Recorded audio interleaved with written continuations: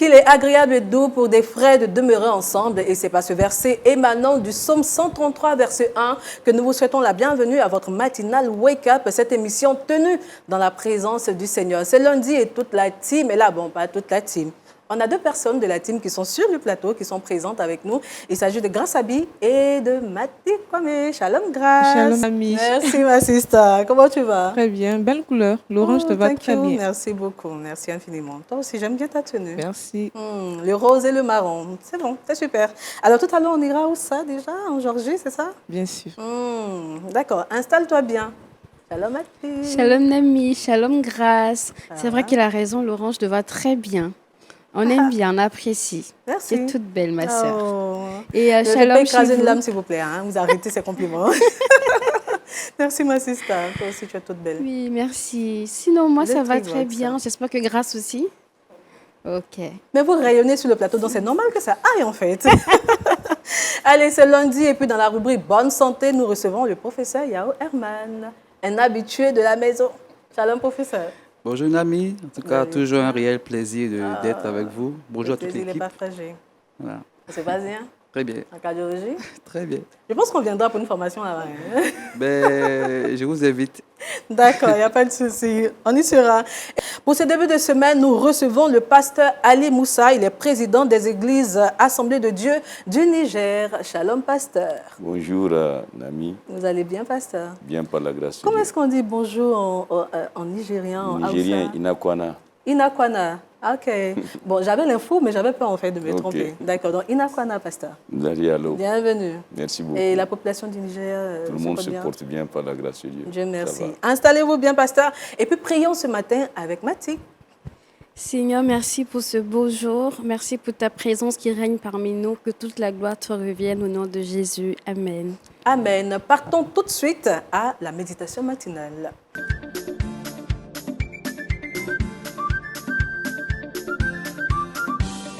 Pasteur, la grande méditation. Vous avez toute la place. La grande méditation, donc, c'est le titre de notre méditation de ce matin. Et nous allons lire donc pour cela dans l'évangile de Matthieu, chapitre 11, le verset 28. Ce verset dit ceci: « Venez à moi, vous tous qui êtes fatigués et chargés, et je vous donnerai du repos. » Que Dieu bénisse sa parole. Amen. Donc, si on regarde dans les évangiles, on voit généralement que ce sont les disciples de Jésus qui invitent les gens à venir vers le Christ. Nous avons quelques exemples pour illustrer cela. Par exemple, Philippe, nous voyons que c'est lui qui avait invité son frère Nathanaël à venir vers Jésus. Également, nous voyons le cas d'André, qui a invité son frère Simon-Pierre à venir vers Jésus. Nous voyons même la femme samaritaine, lorsqu'elle avait rencontré Jésus, elle a couru vers son village pour appeler les gens de son village pour venir vers Jésus. Mais ici, ce texte que nous venons de lire, nous voyons et remarquons que c'est Jésus lui-même, en personne, qui invite les gens directement à venir à lui. Et c'est très intéressant donc d'examiner un peu cette invitation. Si nous voyons d'abord le premier point, il dit « Venez à moi ». Nous pouvons remarquer que Jésus n'invite pas les gens à venir vers une religion ou à une religion quelconque. Pourquoi ? Parce que Jésus est mieux placé que quiconque pour savoir que le salut ne se trouve pas dans une religion. Aucune religion ne sauve dans ce monde. D'ailleurs, lorsqu'il avait rencontré la femme samaritaine et qu'il avait engagé une discussion avec elle, elle avait voulu tourner le débat sur le plan religieux en disant à Jésus, vous dites que c'est à Jérusalem qu'il faut adorer, nous disons que c'est ici sur le mont Garizim qu'il faut adorer. Jésus a dit non, femme, l'heure vient, il est déjà venu où ça ne sera ni à Jérusalem, ni ça sera sur cette montagne, mais les vrais adorateurs vont adorer le Père en esprit et en vérité. Et le salut vient des Juifs. Et Jésus a mis ici le point ou l'accent sur le salut. Donc ce qui est important, c'est vraiment de savoir si on est sauvé. Et effectivement, une religion ne sauve pas. La preuve d'ailleurs, nous voyons cela avec Corneille, qui était un homme très religieux. Et pendant qu'il était même en train de s'acquitter de ses devoirs religieux, en train de prier, c'est en ce moment Dieu lui envoie un ange pour lui dire de faire venir quelqu'un qui va lui donner le message par lequel il pourrait être sauvé.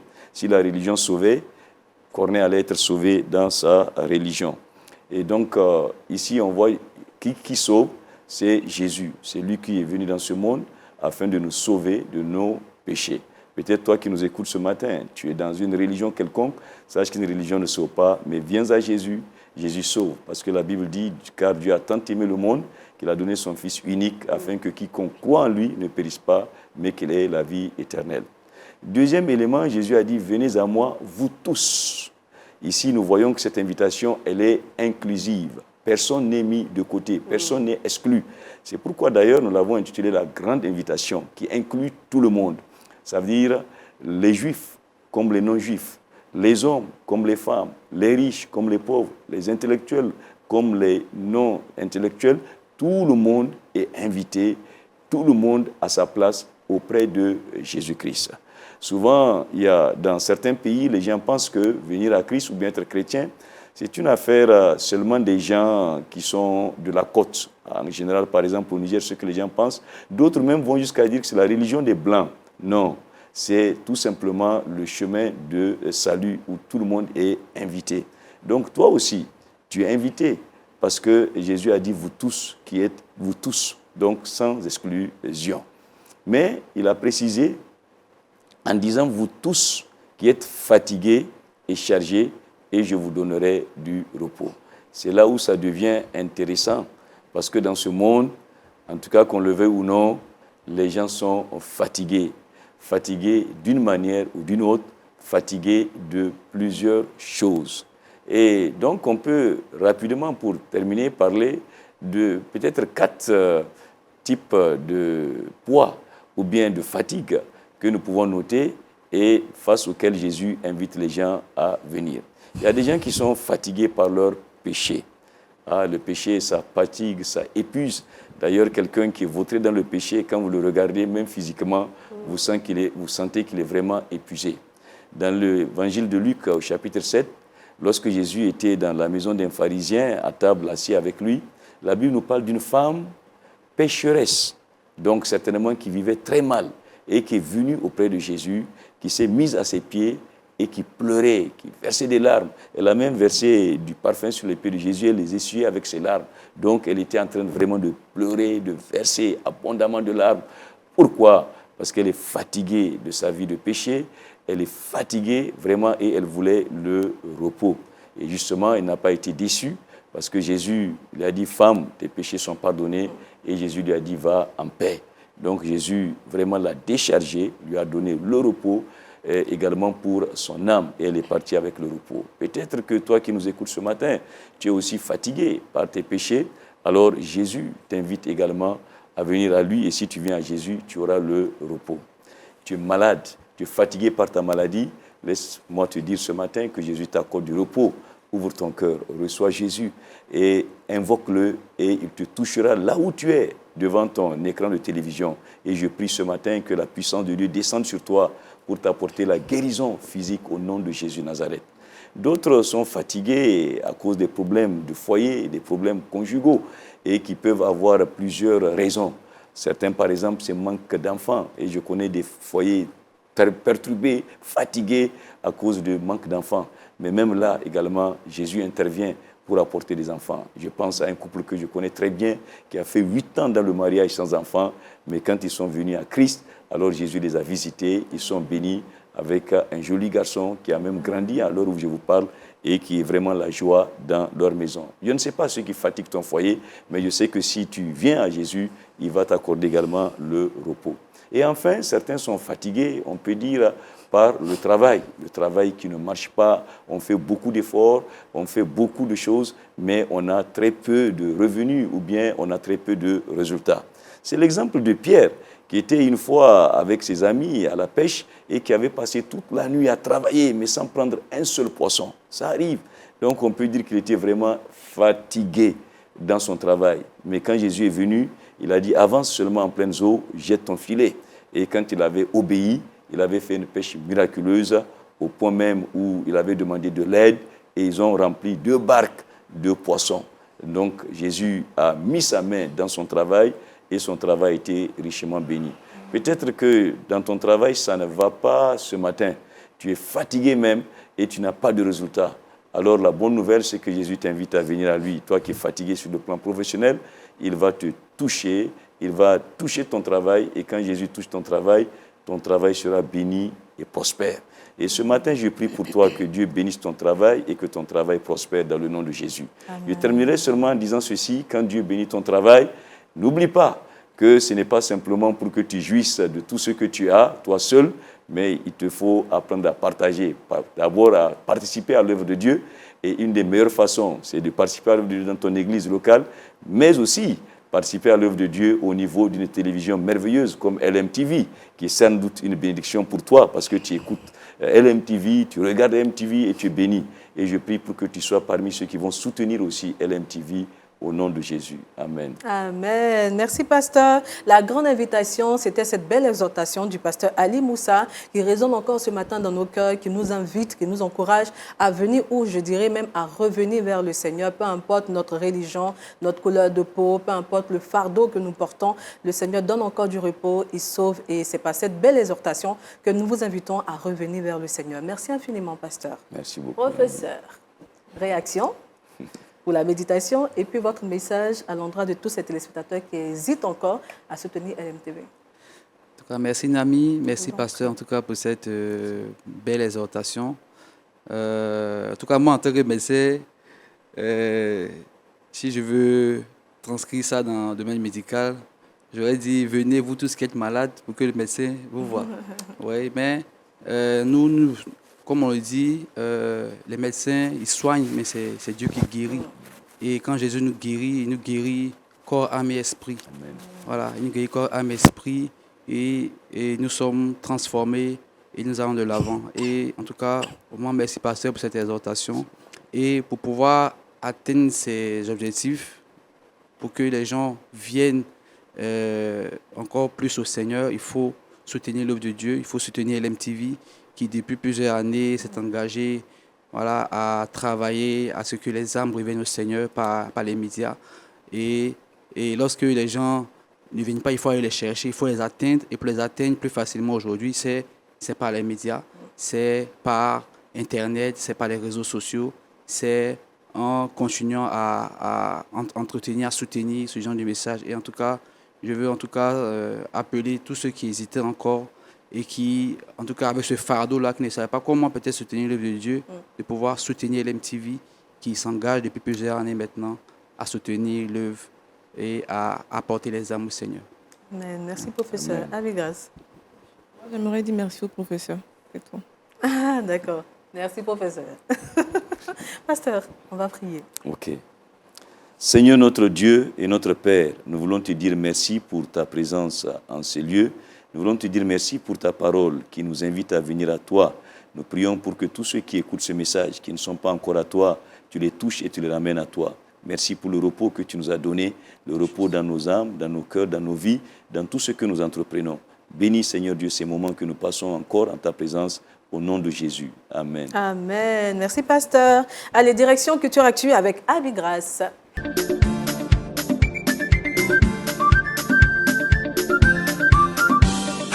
Ce matin, nous parlons de l'Alliance chrétienne de Géorgie qui rejoint l'Alliance évangélique européenne. Exactement, Nami. J'ai une très bonne nouvelle pour vous sur ce plateau.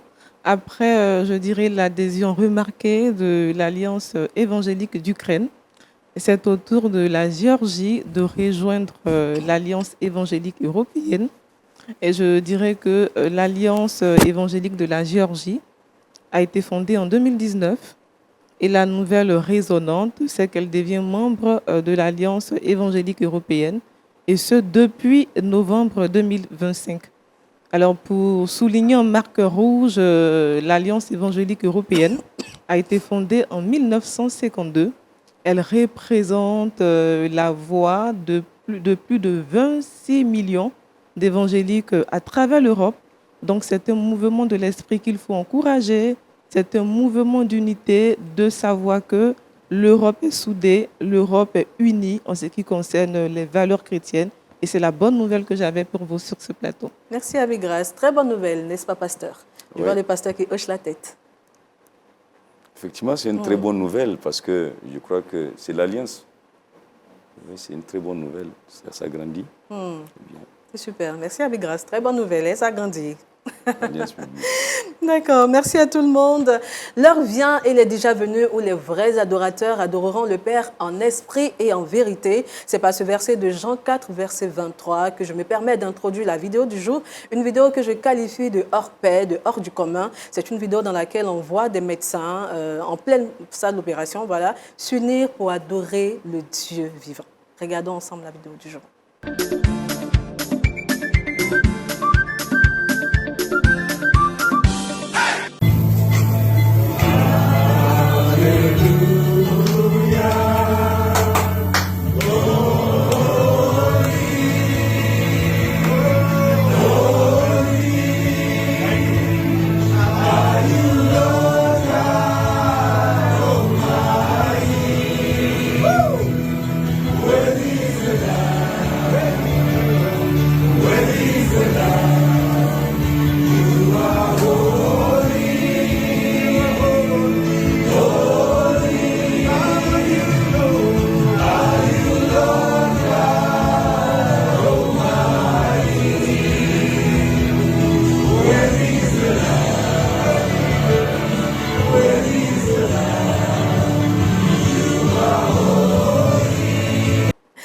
Très belle vidéo, en tout cas c'est une très belle scène, hein, très inspirante, touchante et surtout très authentique. Authentique parce qu'on ne la retrouve pas très souvent dans nos hôpitaux. Et puis en tout cas c'est une vidéo, c'est une scène que nous encourageons chez vous à la maison et surtout bon, dans les hôpitaux tout et tout. Et Dieu merci, nous avons un médecin sur le plateau qui nous donnera son avis. Mais avant le médecin, Mathie a des informations pour Non, nous. mais moi, j'ai envie de laisser le médecin. Pour qu'il nous donne son expérience Oui. au bloc opératoire. D'accord, professeur.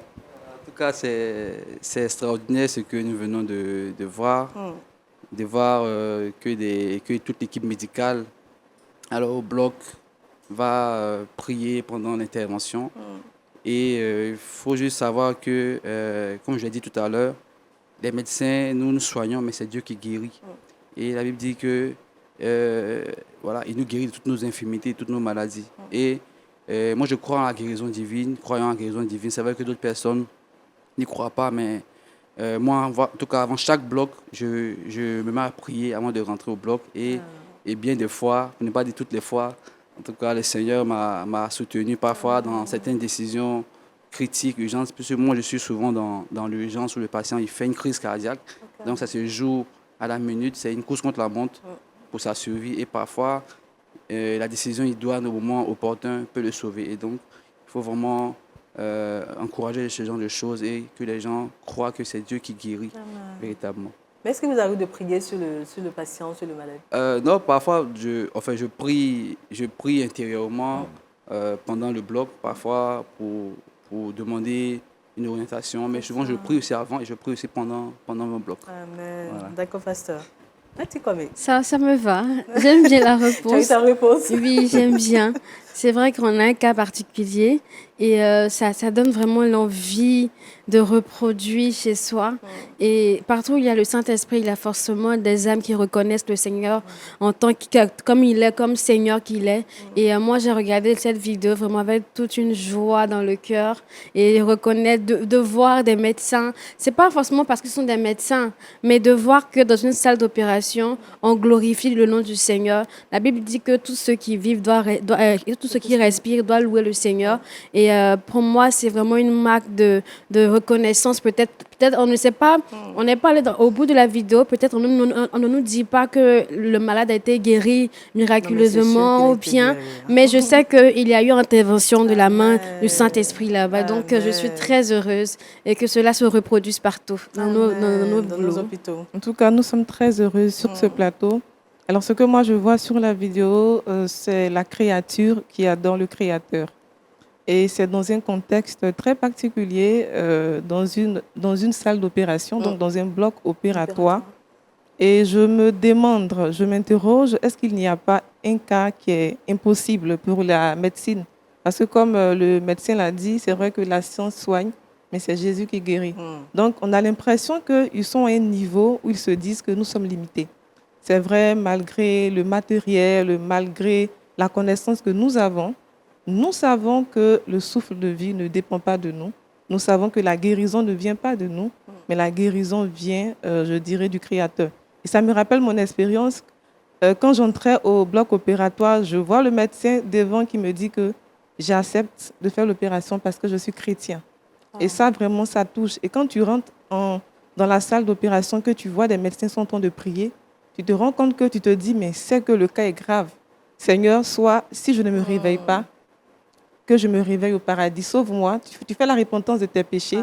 Ou soit tu te dis que Seigneur, mais si tu me guéris là, si je sors vivante de cette opération, C'est clair. je vais dire que ce n'est pas les médecins qui m'ont opéré, mais c'est ta main puissante. Donc moi, je vois l'intervention divine de Dieu, la main forte de Dieu, parce que la médecine est limitée, mais Dieu, il est infini. Amen, avec grâce. Très beau témoignage, ma chérie. Pasteur. Oui, ce qui est frappant ici, c'est vraiment les médecins sont en train de louer le Seigneur. Et nous savons que la louange, elle est très puissante, puisque la Bible dit l'Éternel siège au milieu de la louange de son peuple. Je suis convaincu que pendant ces temps de louange, l'atmosphère a changé dans la salle d'opération. Et toutes les forces du mal ont déjà été vaincues. Donc, c'est sûr, et je le crois de tout mon cœur, que cette opération a été un grand succès. Parce que déjà, la présence de Dieu est là. Amen. Merci, pasteur. C'est sur ces propos du pasteur que nous partons tout de suite à la rubrique Bonne santé.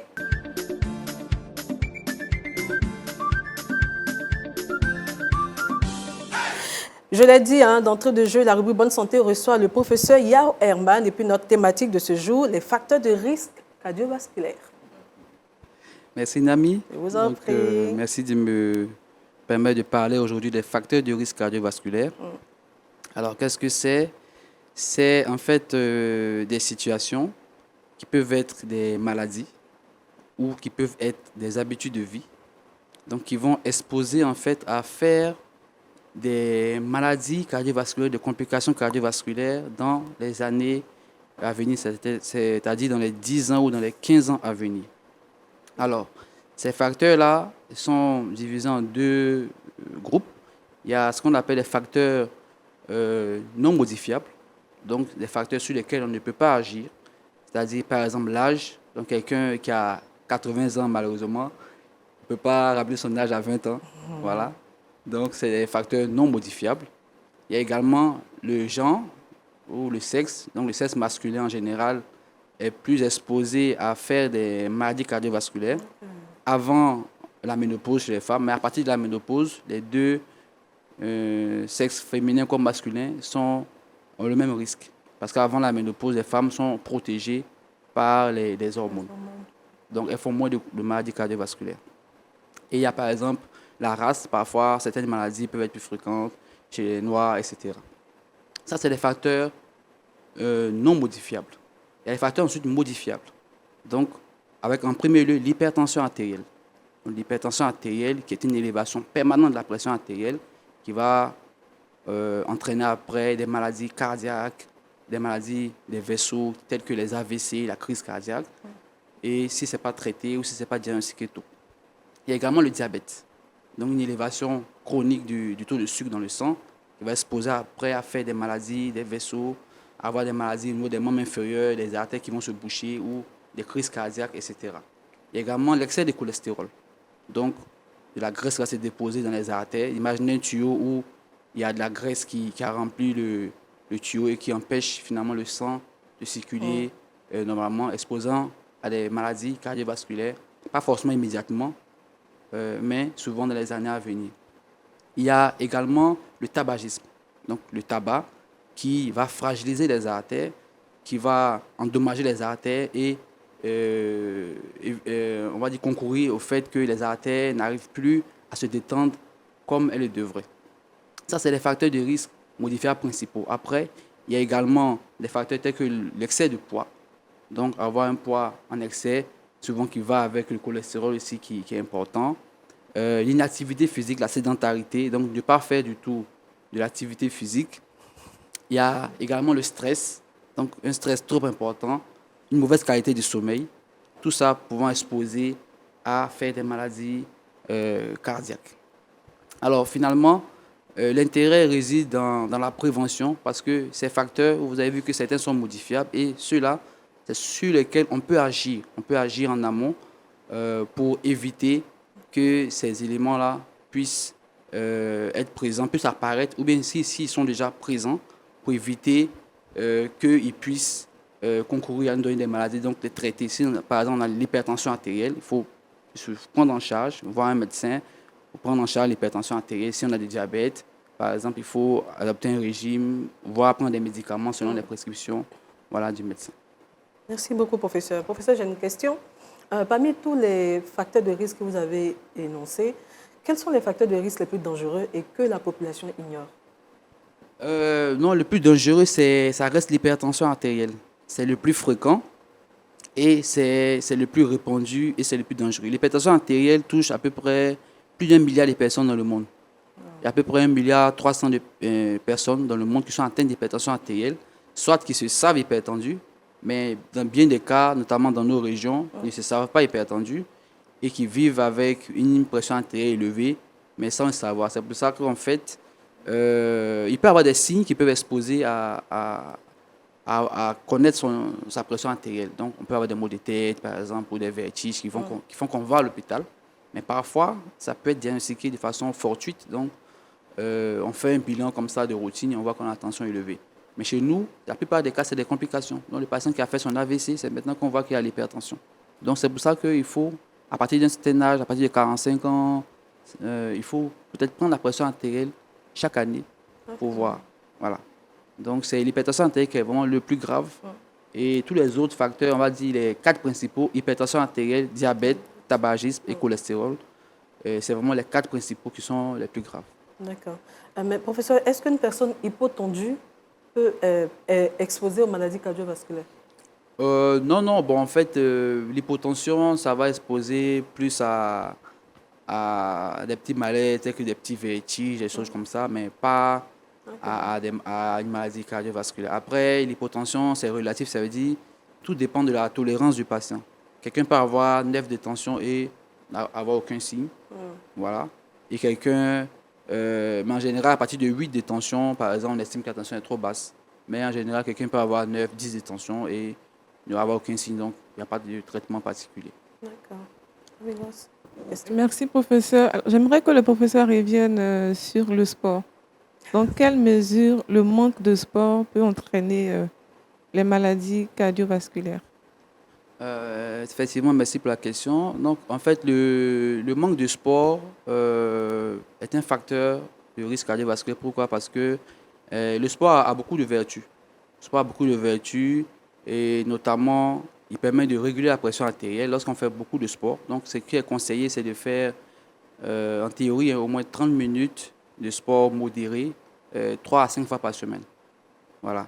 Donc, quand c'est possible de le faire. Après, qu'est-ce que ça va entraîner? Ça va permettre de réguler la pression artérielle, maintenir une bonne pression artérielle. Ça va permettre de réguler même tout ce qui est métabolisme, donc le cholestérol. Par le sport, on va augmenter son bon cholestérol.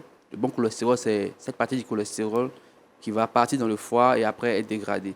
Donc, ça limite un peu le mauvais cholestérol qui se dépose dans les artères et le bon cholestérol plutôt qui va s'éliminer. Ça va aussi permettre au cœur de travailler de façon régulière, d'être entretenu et d'avoir une bonne capacité physique. Et donc, sur la santé même en général, même sur tous les aspects de la santé, le sport a des bénéfices. Donc, c'est vraiment recommandé aujourd'hui de pratiquer une activité physique modérée et régulière. D'accord. Professeur, moi je voudrais savoir, une personne qui n'a pas les moyens d'aller en salle pour un sport de qualité, est-ce qu'il y a une autre alternative? Oui, bon, il y a d'autres alternatives. Bon, malheureusement, chez nous, il n'y a pas beaucoup d'espaces verts, mais en général, ce qui est recommandé, c'est qu'il y a des espaces verts. Ailleurs, ils ont des terrains. Ici, il y a un terrain près de vous, juste la marche, simplement. Pas besoin de faire de la course de fond, quoi que ce soit, simplement la marche. Il faut commencer en incrémentant 15 minutes, 20 minutes, mais l'idéal, c'est d'arriver à 30 minutes où vraiment les bénéfices sur le corps apparaissent. Après, pour ceux qui ont les moyens, ils peuvent payer des objets pour faire du sport à la maison, mais bon, bien souvent, lorsqu'on n'a pas de motivation, ça devient des éléments où on accroche les habits. Donc, voilà. Mais il y a des espaces verts, en général, c'est ce qui est recommandé, mais il faut faire attention à ne pas prendre une zone où il y a trop de circulation, parce qu'il y a aussi des dangers liés à la circulation. Voilà. D'accord. Et puis maintenant, avec l'arrivée de la technologie, il existe des applications de sport où on suit les cours de gym, les cours de squat, etc. C'est Donc ça. ça peut aussi aider ceux qui n'ont pas forcément un espace vert, n'est-ce pas? C'est ça, Ah, c'est ça, tout Mais à ça, on a fait. besoin de motivation aussi. Hein. et oui. Tu as vu? Ouais, mais c'est pour ça que le sport, souvent, ça se fait un peu par groupe. Donc, il faut prendre, voilà, il faut avoir la motivation. Donc, les gens, ils préfèrent aller en salle parce qu'il y a deux, trois personnes, il y a C'est cinq ça, personnes il qui y a en la font. musique, Donc, tout ça. voilà, et ça donne un peu de motivation. Voilà. Ah, Vegas. Pasteur, réaction aux questions. Oui, moi, une question, parce qu'il a parlé un peu de l'insomnie. Et j'ai remarqué qu'avec l'âge, souvent, on n'a pas trop le sommeil profond. Est-ce que ça veut dire que plus on avance à l'âge, plus on est exposé à des maladies telles que les...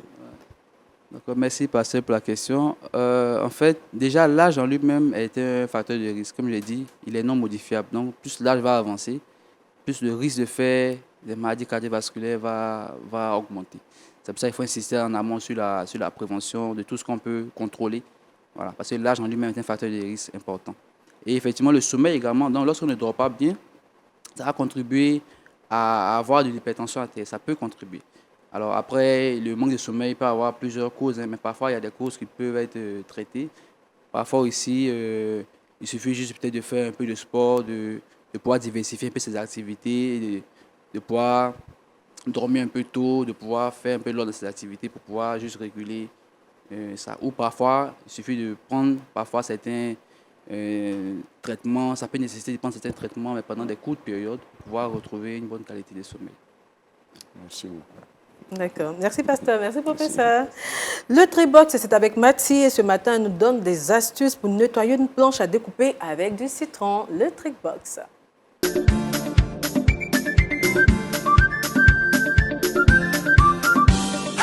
Mathie. Oui, Nami, merci. Je rappelle que j'ai déjà donné ici une astuce par rapport à la planche à découper. Et c'est aussi bon de rappeler aux téléspectateurs que les astuces, il y en a vraiment pléthore. Donc, je peux trouver une technique aujourd'hui et demain vous en montrer une autre et ensuite de suite, n'est-ce pas?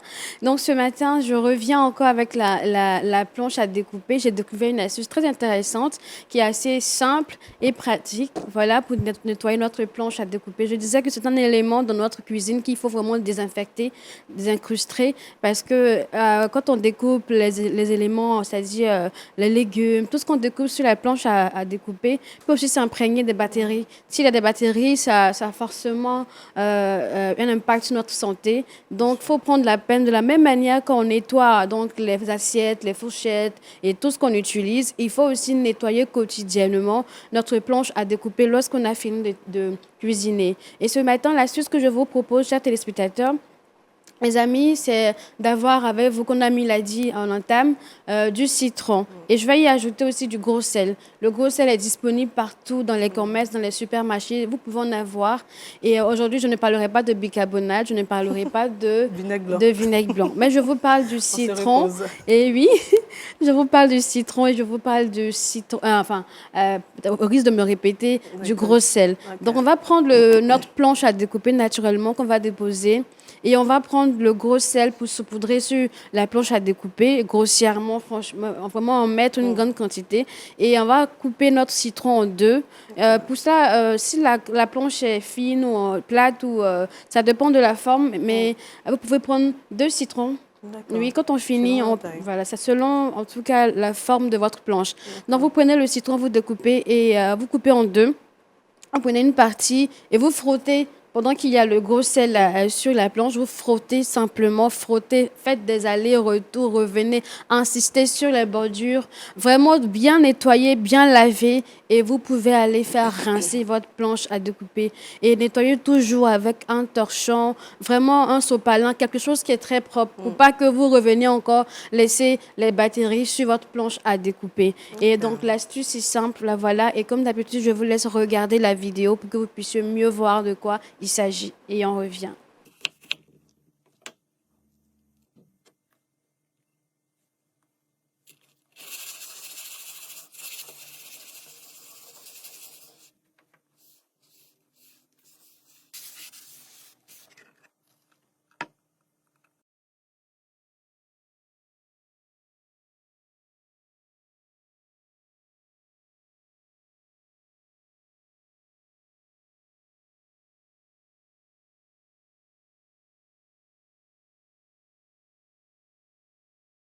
Voilà, j'espère qu'on a tous vu l'astuce. Oui, C'est très simple, belle du astuce, gros hein. sel, du gros sel et du citron. On frotte vraiment avec pression sur la planche à découper et ça suffit pour retirer tout ce qui est bactéries, pour désinfecter, désencruster.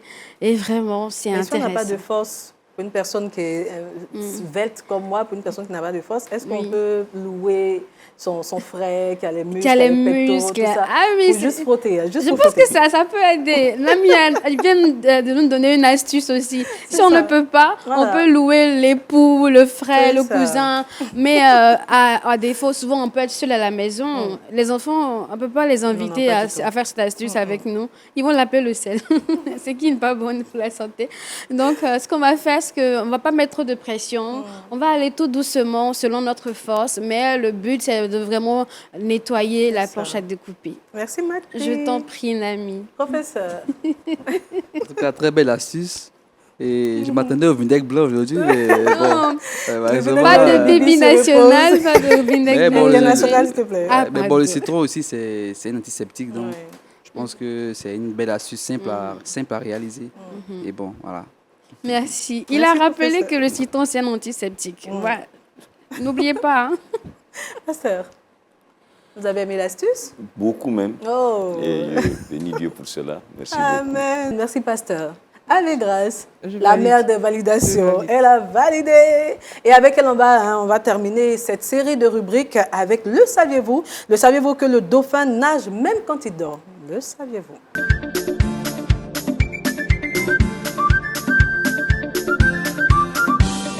Merci, Nami. Oui, C'est vrai ça? effectivement, j'ai Ok. découvert que le dauphin nage quand il dort. Alors, pour plus de détails, je vous demande de suivre cet élément vidéo et on revient après. Franchement, cette vidéo est fascinante. Oui. Et cet état sur la vidéo est appelé sommeil uni et hémisphérique. C'est un sommeil unilatéral dans lequel l'un des hémisphères du cerveau du dauphin va se reposer, donc il va dormir, pendant que l'autre hémisphère va rester en travail. éveil. Et franchement, ce que j'ai vu sur la vidéo montre que la nature a beaucoup de spectacles. Il faut faire vraiment, vraiment, vraiment confiance au Seigneur. Et puis, il faut avoir la crainte pour ce grand Dieu-là. Amen. Un dauphin somnambule. Oui. Oui.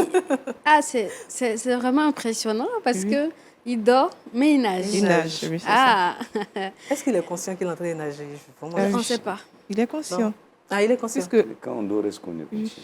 son Oui, parce que cerveau oui, oui, oui. C'est une Son partie. cerveau reste en éveil, c'est ça? éveille. Oui, l'un des hémisphères de son hémisphères. cerveau reste en éveil pendant que l'autre dort. Ah. Ben, chez Dieu a nous, fondé. quand ça en éveille et quand... Dire vraiment. C'est-à-dire quoi? En fait, on ne peut pas pratiquer, enfin, on ne peut pas mettre en application avec l'homme parce que tu dors et que tu commences à courir ou Oui, à mais marcher. les somnambules le Oui, font, n'est-ce pas? c'est vrai. Oui, il y a Mais les c'est un peu somnambules, ils bizarre. dorment et puis ils sont en activité. train de Bon, ils ne marcher. savent pas qu'ils sont en activité, mais ils font des trucs. Ah. Il peut te dire même qu'il a préparé. Tu dis, mais tu as préparé comment? Tu dormais. C'est vrai, c'est vrai. Merci à Big Grâce pour cette belle découverte. Et puis, on a terminé l'émission. Le verset boussole. On reçoit une belle invitation du Seigneur dans Matthieu 11, le verset 28, qui nous dit « Venez à moi, vous tous qui êtes fatigués et chargés, et je vous donnerai du repos. Amen. Merci, Mathie. Merci à Big Grâce. Merci, professeur. Merci, pasteur. Merci, Nami. Allez, que ce beau verset vous accompagne tout au long de cette semaine. Et puis, ne zappez surtout pas, restez toujours branchés aux différents programmes de Lumière du Monde Télévision. Shalom, bonne semaine. Bye bye.